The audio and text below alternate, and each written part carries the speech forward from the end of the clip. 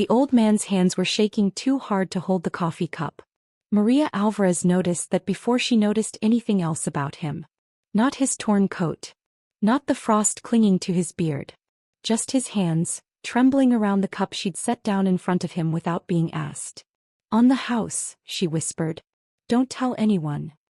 He looked up at her like she'd handed him the whole world. "Bless you," he said, voice cracking from the cold. "Bless you, child." Maria had seen him outside the diner 3 nights running, huddled against the brick wall where the heating vent blew warm air onto the sidewalk.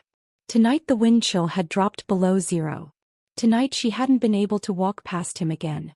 She'd brought him inside. Sat him at the corner table near the kitchen out of the way. Grabbed a bowl of soup that was about to be thrown out anyway, day-old bread nobody would miss. He thought nobody had seen. He was wrong.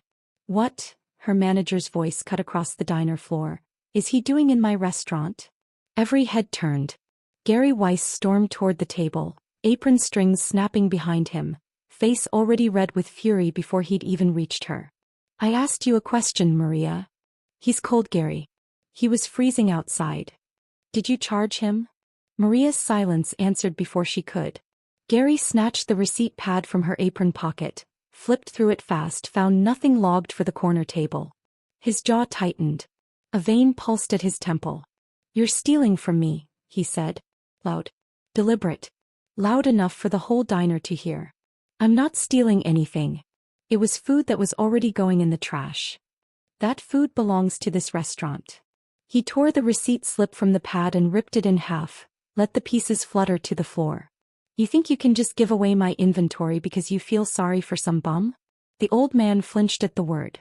Shrank into his coat like he was trying to disappear. "Don't call him that," Maria said, quieter now but not backing down. "Excuse me. He has a name. Everyone has a name." Gary's face went from red to something darker. "You're done," he said. "Get your things. You're fired." A woman 2 tables over gasped. A father quickly covered his daughter's ears like the scene itself was something obscene. Nobody said a word in Maria's defense. Nobody moved.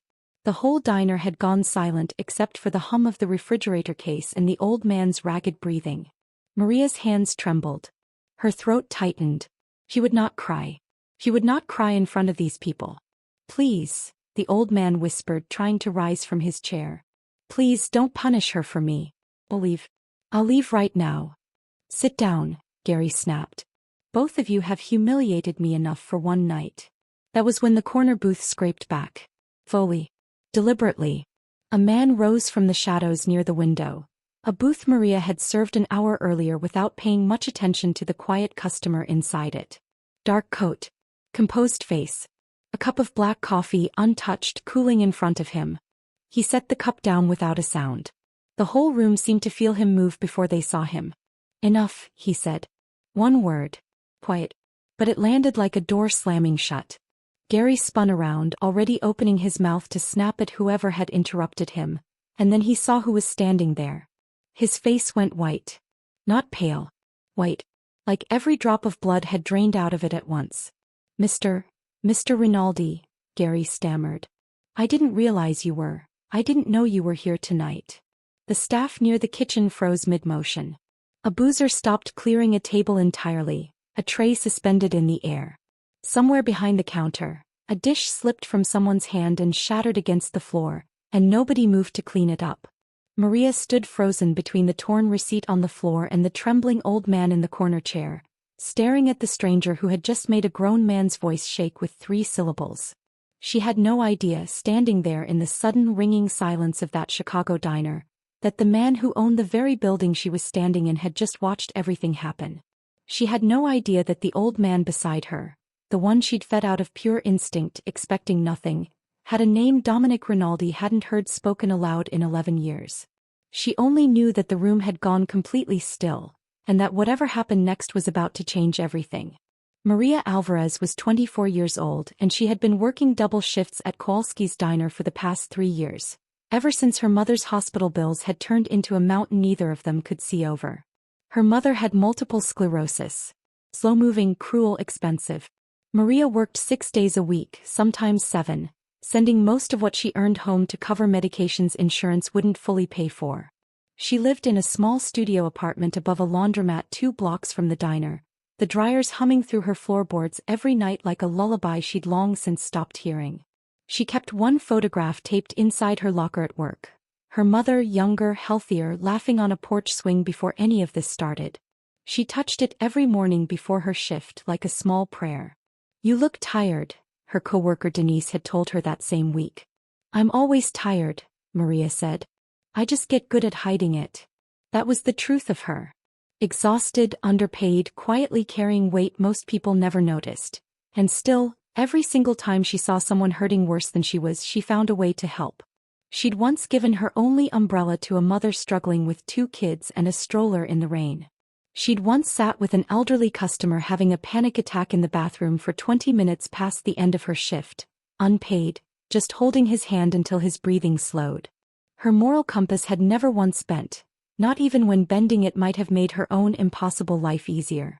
The old man outside the diner had caught her attention 3 nights earlier, thin, silent, sitting so still against the brick wall that she'd almost mistaken him for a pile of discarded blankets. His eyes had stopped her cold. Alert. Like a man who had once commanded rooms, now reduced to commanding nothing but a small patch of warm sidewalk. She didn't know his name. She only knew that on a night this cold, letting him freeze outside her window while she served hot coffee to paying customers felt like a mistake she couldn't live with. So she'd broken the rules. Quietly.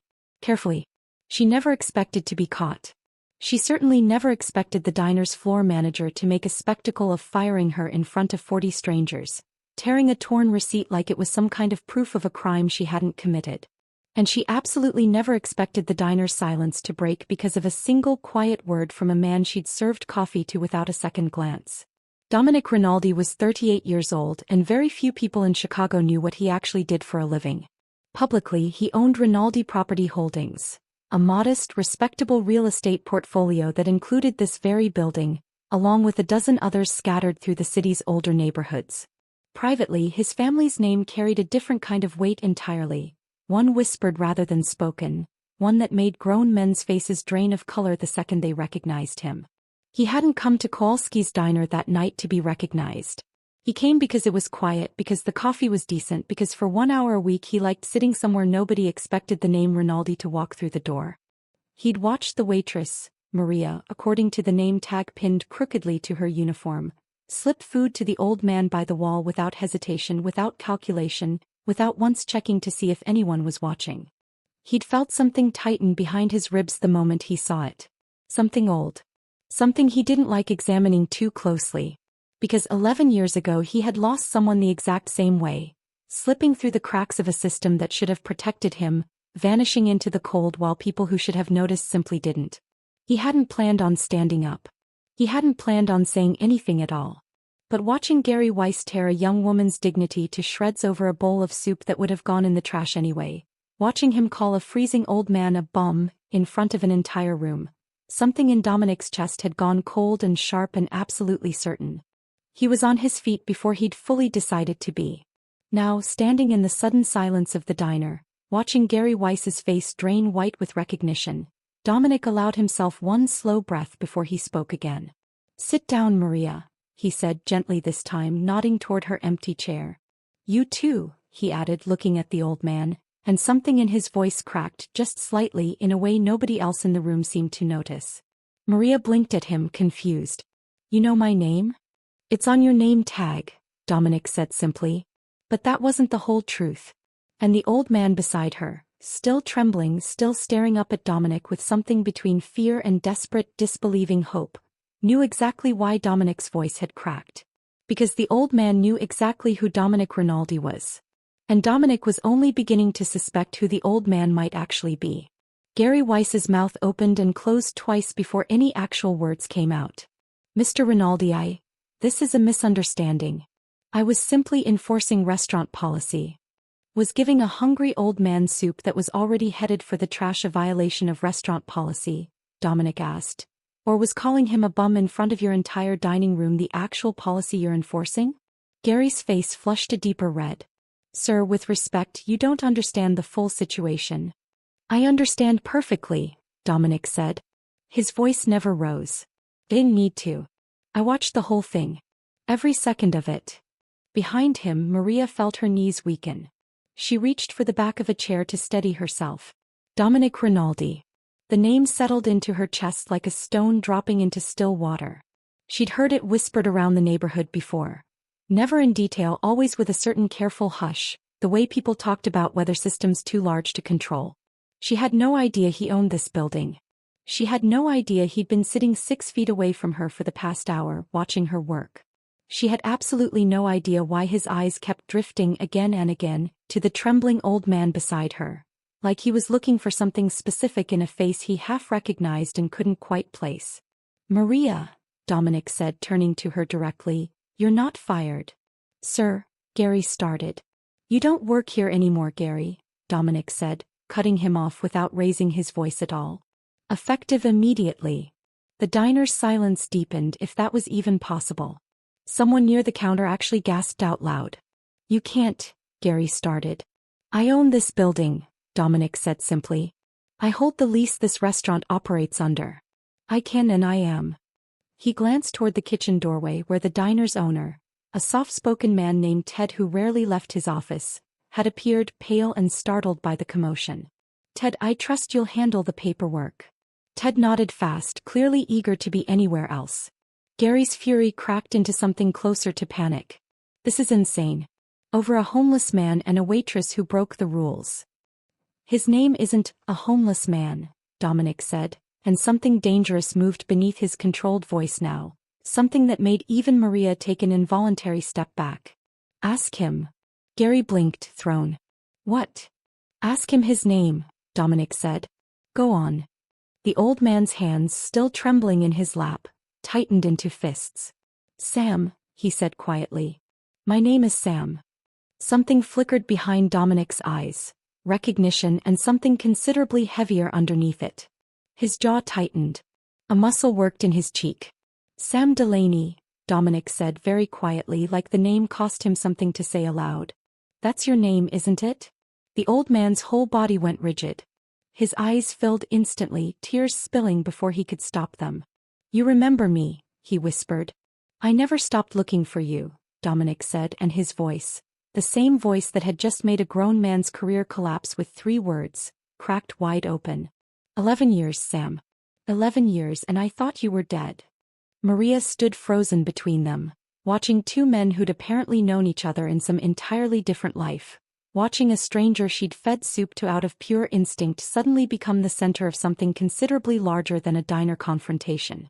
"I don't understand," she said quietly. "Who is he? Who are you to each other?" Dominic didn't answer right away.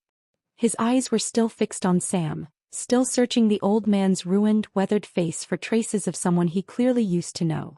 "Sam used to work for my father," Dominic said finally, carefully. "Before he died. Sam ran security for our warehouses down on Halstead. He caught a bullet meant for me once when I was 17. His voice tightened. "Everyone told me he'd disappeared. That he'd taken a payout and left the city. I never believed it. Not for 1 second. Sam let out a broken, humorless laugh.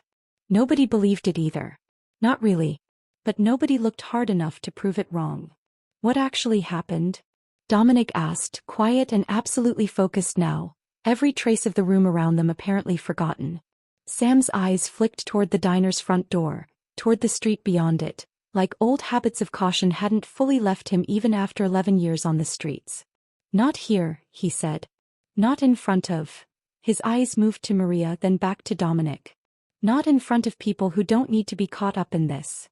Dominic followed his gaze, studying Maria for a long moment, the torn receipts still lying on the floor near her feet, the exhaustion carved into the lines of her young face, the stubborn, unwavering kindness that had made her risk her own job for a stranger's basic dignity. "She's already caught up in it," Dominic said quietly. "She's the reason I found you at all." Maria's breath caught. Whatever was about to unfold, she understood with sudden, sinking clarity, was about to reach considerably further than a lost job or a torn receipt.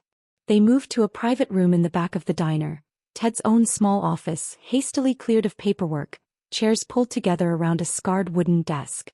Sam sat with a blanket someone had draped over his shoulders, hands wrapped around a fresh cup of coffee he was still too shaken to drink.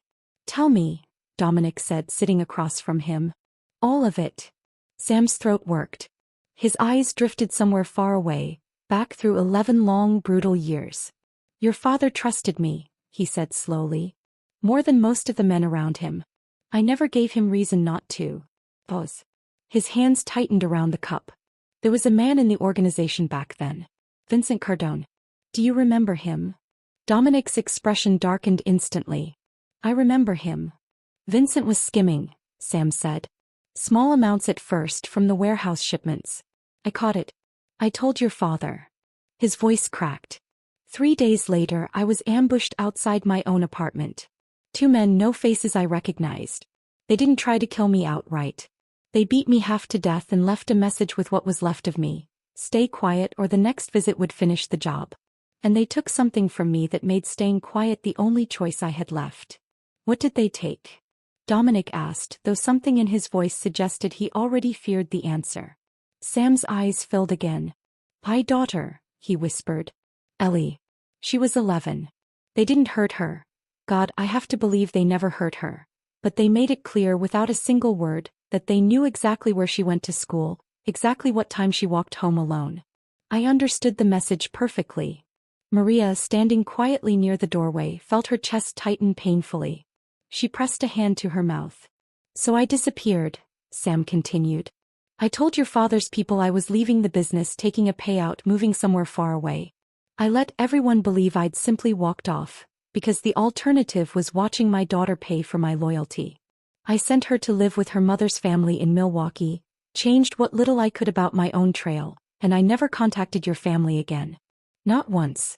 Not even when I saw your father's obituary in the paper 3 years later." Dominic sat very still, jaw locked, hands pressed flat against the desk like he needed the solid wood beneath his palms to stay grounded. "Vincent did this," he said quietly.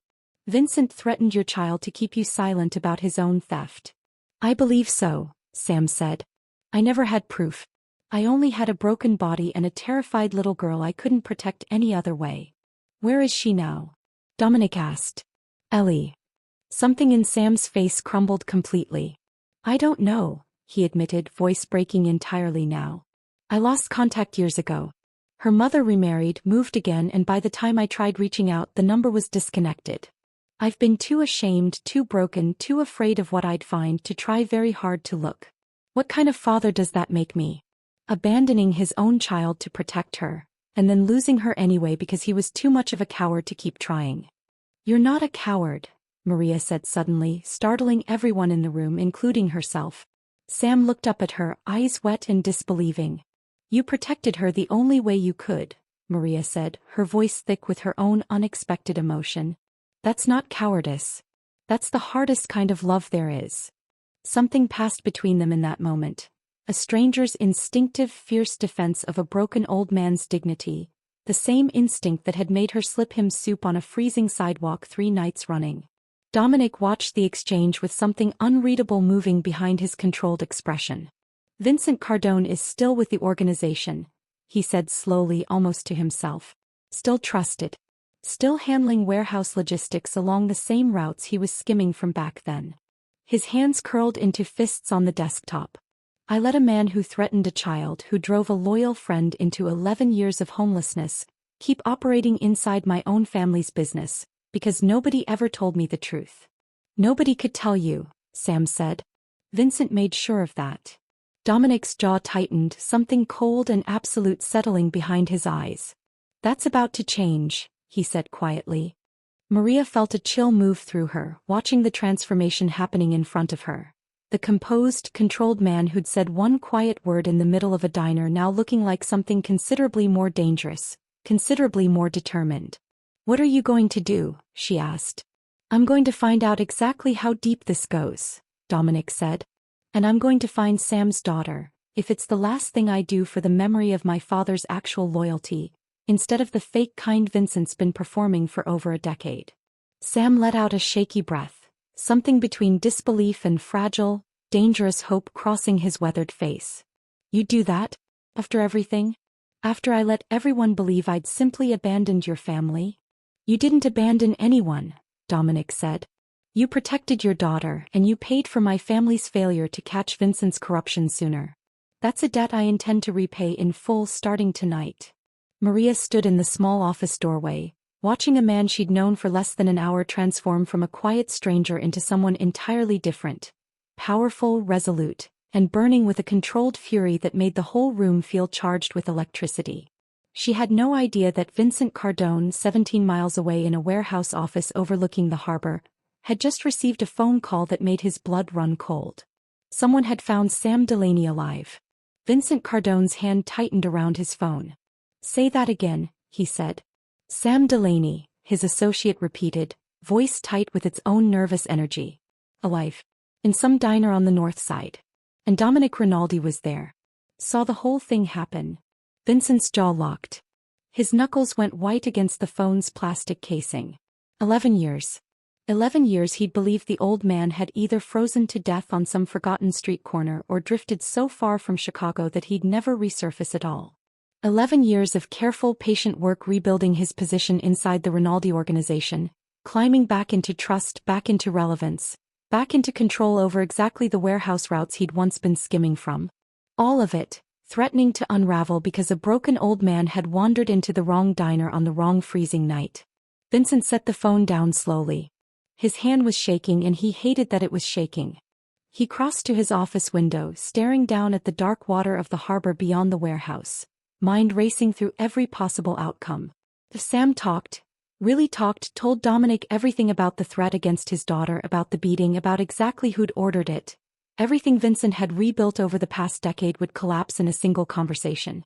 He picked the phone back up, dialed a number he hadn't used in years. One belonging to a man whose loyalty he'd purchased a long time ago and never quite stopped paying for. I need a problem handled, Vincent said, voice low and controlled despite the panic clawing beneath his composure. Tonight. Maria didn't know any of this yet, sitting in Ted's cramped office as Dominic made a series of quiet, urgent phone calls, his voice dropping into something clipped and commanding that made clear exactly how much authority actually moved through him. I want eyes on Vincent Cardone's warehouse within the hour, he said into the phone. Full surveillance. And I want Sam Delaney to move somewhere secure tonight. Immediately. He ended the call and turned to Sam, whose exhausted composure had cracked into something closer to genuine fear. You think he already knows, Sam said. It wasn't a question. I think we have to assume he does, Dominic said. Word travels fast in this business. And there were enough witnesses in that diner that discretion was never really an option. Maria's stomach tightened. Is Sam actually in danger? Right now? Possibly, Dominic said, and the honesty in his voice was somehow more frightening than reassurance would have been. Vincent's already proven he's willing to threaten innocent people to protect himself. I'm not willing to gamble that he's changed. Then what do we do? Maria asked. Dominic studied her for a long moment. We move him somewhere safe. Tonight. We. Maria repeated. You're already involved, Dominic said quietly. Vincent doesn't know exactly what Sam's told you yet, but he'll assume the worst. I'd rather have you somewhere secure too, at least until I understand exactly how dangerous this situation actually is. Maria's chest tightened with sudden, sharp fear, not just for herself but for her mother, alone in their small apartment, utterly unaware that her daughter had just been swept into something dangerous over a bowl of free soup. "Hi, Mother," she said. "She's sick. She's alone. I can't just disappear and leave her unprotected." "Then we protect her too," Dominic said simply, like it was the only possible answer. "Give me her address. I'll have people watching her within the hour." Maria hesitated only a second before reciting the address, some instinct telling her, despite everything, that this composed, dangerous stranger meant exactly what he said. The attack came faster than anyone anticipated. They were still in the diner's back office, waiting for Dominic's security detail to arrive, when the sound of shattering glass exploded from the front of the restaurant. Maria's whole body flinched. Her heart slammed against her ribs. "Get down," Dominic said, already moving, already positioning himself between the office door and the two people he'd sworn, only minutes earlier, to protect. Shouting erupted from the dining room. A chair crashed. Someone screamed. Dominic eased the office door open just enough to see two men in dark jackets moving through the diner's wreckage, one of them scanning faces with cold, methodical purpose. Looking for Sam. Stay here, Dominic whispered, voice absolutely lethal now. Nothing left of the composed stranger who'd sipped coffee quietly in a corner booth an hour earlier. Both of you. Do not move. He stepped into the dining room alone. You're looking for someone, Dominic said, his voice carrying clear and cold across the wrecked restaurant. I'd suggest you look somewhere else. The two men turned. One of them, broad-shouldered, face carved from old scar tissue, actually smiled. Rinaldi, he said. Didn't expect you to still be playing hero. Leave, Dominic said. No. Tell Vincent I know exactly what he's afraid of, and running his people at a public diner full of witnesses isn't going to fix his problem. The scarred man's smile faded into something considerably colder. Vincent said you'd gotten soft. Vincent, Dominic said, is about to find out exactly how wrong that assumption is. The man lunged. Dominic sidestepped fast, caught the man's extended arm, twisted hard. The man's shoulder wrenched with an audible crack, and he went down hard against an overturned table, groaning. The second man reached for something at his waist, but before he could finish the motion, 3 of Dominic's own security team burst through the diner's front entrance, weapons already raised, the situation ending as fast as it had begun. In the sudden ringing silence afterward, Maria emerged from the office doorway, shaking, staring at the wrecked diner floor, at the 2 restrained men, at Dominic standing in the middle of it all with his composure fully restored despite everything that had just happened. Are you hurt? He asked, crossing to her immediately. I'm okay, she managed, though her voice trembled badly. Is Sam? I'm here, Sam said from the office doorway, pale but unharmed. I'm okay. Dominic's jaw tightened, fury and relief tangled together behind his controlled exterior. Vincent just made an enormous mistake, he said quietly. Attacking a public diner, exposing his own people, all to silence a threat he could have simply ignored if he actually believed his own innocence. He looked at Maria directly. This ends tonight. Properly. I need your help to do it. Maria's hands were still shaking, adrenaline roaring through her exhausted body, but something steady and certain settled beneath the fear. Tell me what you need, she said. Dominic's estate, when Maria arrived there an hour later with Sam beside her, felt like stepping into an entirely different world. Quiet, secure, guarded by men who moved with the same controlled precision Dominic himself carried. Your mother's safe, Dominic told her the moment she walked through the door, before she'd even had the chance to ask. My people are with her now. She's confused, understandably, but unharmed. Maria's knees nearly buckled with relief. Thank you, she whispered. Thank you. You don't need to thank me, Dominic said. None of this happened because of anything you did wrong. It happened because a coward decided threatening innocent people was easier than facing consequences for his own theft. He led them into a warm, book-lined study, gestured for them to sit, and for the first time since the chaos at the diner, allowed himself a single, exhausted breath. I have enough now, he said. Enough to move against Vincent completely. What does that mean? Maria asked. It means tomorrow I have a meeting, Dominic said. Every senior member of this organization in one room. I lay out everything. The theft from 11 years ago, the threat against Sam's daughter, tonight's attack at the diner. I don't hide any of it. That's dangerous, Sam said quietly. Vincent's built alliances over the years. People who owe him favors, people who might side with him rather than risk their own exposure. I know, Dominic said. I'm doing it anyway. I've spent 11 years running an organization my father built, telling myself that loyalty meant protecting the people inside it above almost everything else. Vincent used that exact loyalty as cover for threatening a child and destroying an innocent man's life. I'm not interested in protecting that kind of loyalty anymore, whatever it costs me. The meeting happened the following evening in a private room above one of the family's restaurants. A dozen senior men gathered around a long table, uneasy murmurs rippling through the room as Dominic entered with Sam beside him. Vincent Cardone sat near the head of the table, composed, confident, apparently believing his careful decade of rebuilt trust would protect him regardless of whatever Dominic intended to say. 11 years ago, Dominic began, voice carrying clear and absolute across the room, Sam Delaney disappeared. Most of you were told he took a payout and left quietly. That was a lie. Vincent's expression didn't shift, though his hands resting on the table went very still. Sam caught Vincent skimming from warehouse shipments, Dominic continued. He reported it to my father exactly as his job required. 3 days later, Sam was beaten nearly to death, and his 11-year-old daughter was threatened to ensure his permanent silence. Murmurs rippled through the room, uneasy glances shifting toward Vincent. That's a serious accusation, Vincent said, his voice carefully controlled. Based on what evidence? An old man's memory after 11 years on the streets. Based on Sam's testimony, Dominic said, and based on financial records my own accountants pulled this morning, showing the exact same skimming pattern Sam originally reported, continuing uninterrupted for the past decade under Vincent's management. Vincent's composure cracked just slightly.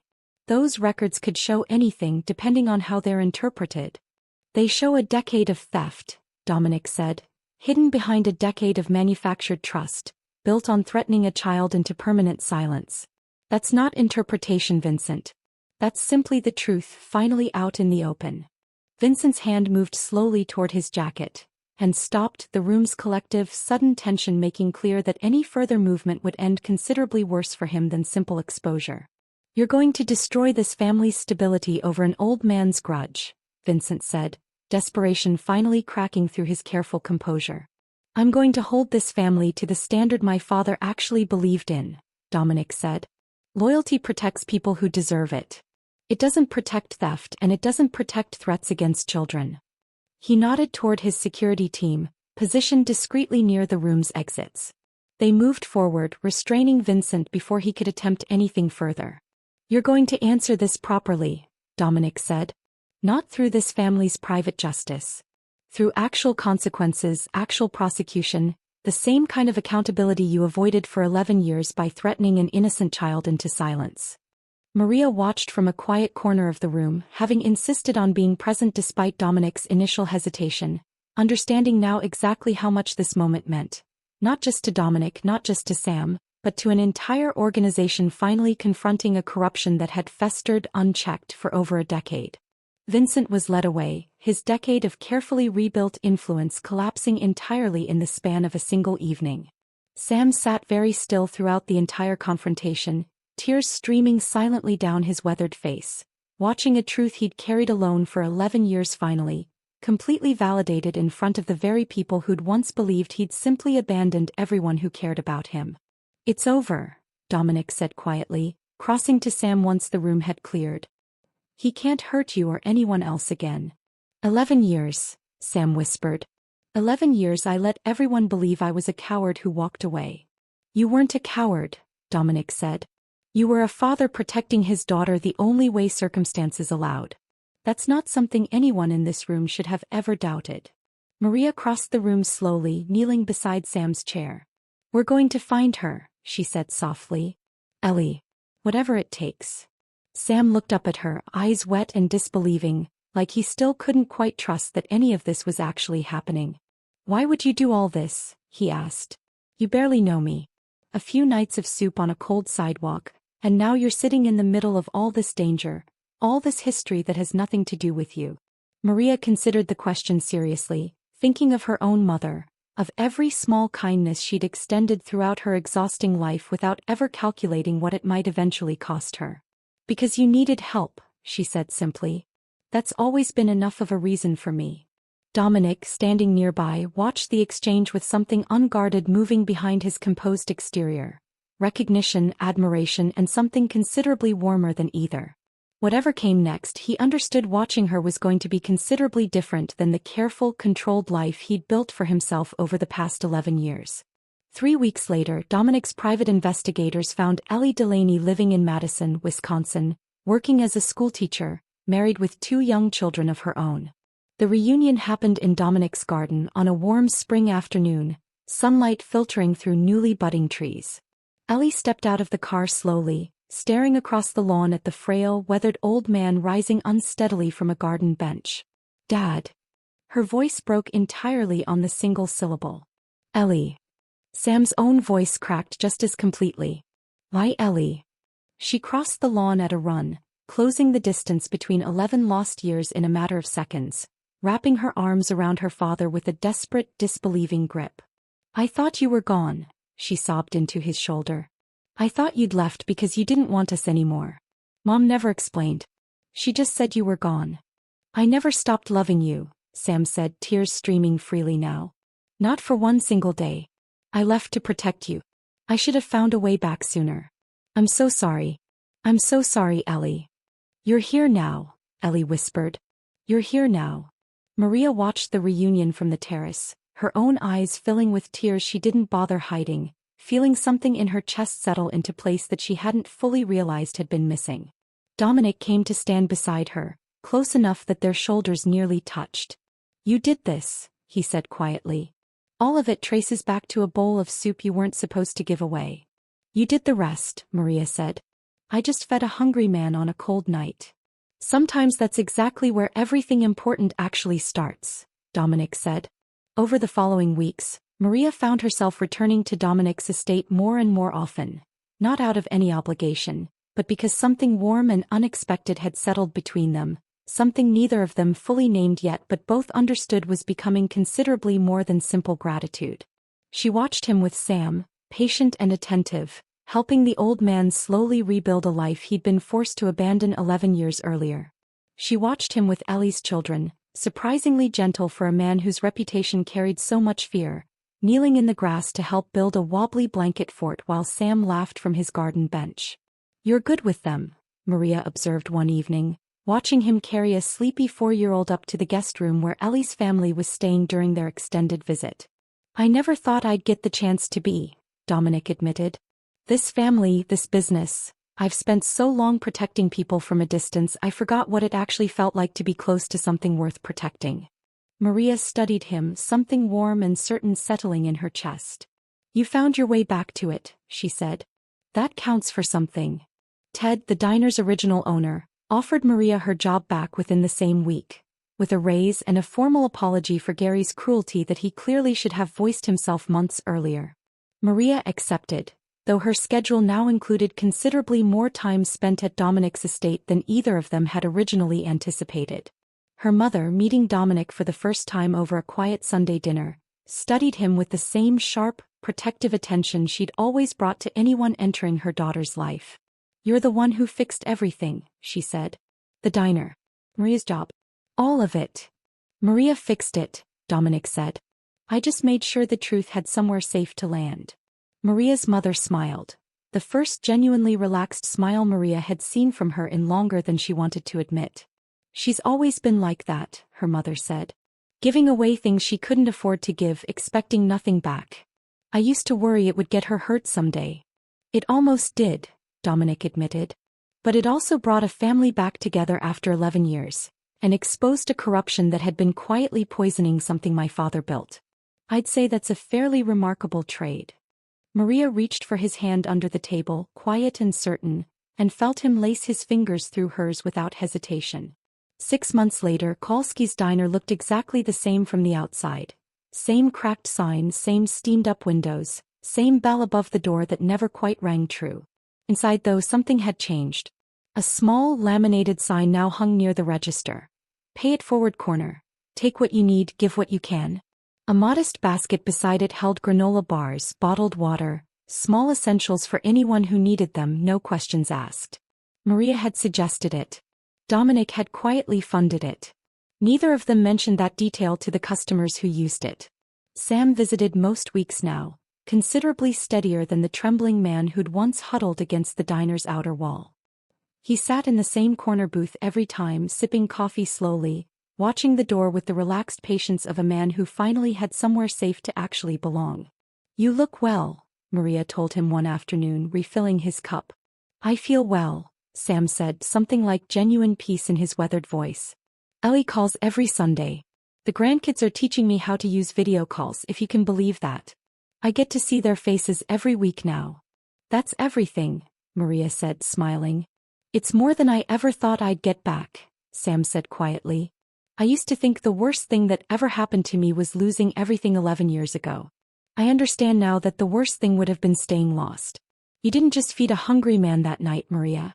You gave him a reason to believe rescue was still possible." Maria's throat tightened with unexpected emotion. I just brought you soup. You brought me considerably more than soup, Sam said. Don't ever let anyone convince you small kindness doesn't matter. Mine changed an entire family's life. Yours started it. Dominic found her there that evening, waiting outside as her shift ended, exactly as he had for the past several months. Patient, present, never pushing for more than she was ready to give. Vincent's trial starts next week, he told her as they walked together through the cooling evening air. Full prosecution. Nothing quiet, nothing buried. Exactly the accountability he avoided for 11 years. How does that feel? Maria asked. Complicated, Dominic admitted. Relief mostly. But also grief for everything my father's organization allowed to happen simply because nobody looked closely enough for 11 years at a man everyone assumed was simply loyal. You're looking closely now, Maria said. That matters. He reached for her hand, lacing his fingers through hers with the same quiet certainty he'd shown from the very beginning. I know I complicated your life, he said, the moment I stood up in that diner and said one word. You saved my job, Maria said. You saved Sam's life. You reunited a family that had been broken for 11 years. I'd say that word was worth every complication that came with it. I'd still like to ask you something, Dominic said, stopping beneath the streetlight outside the diner.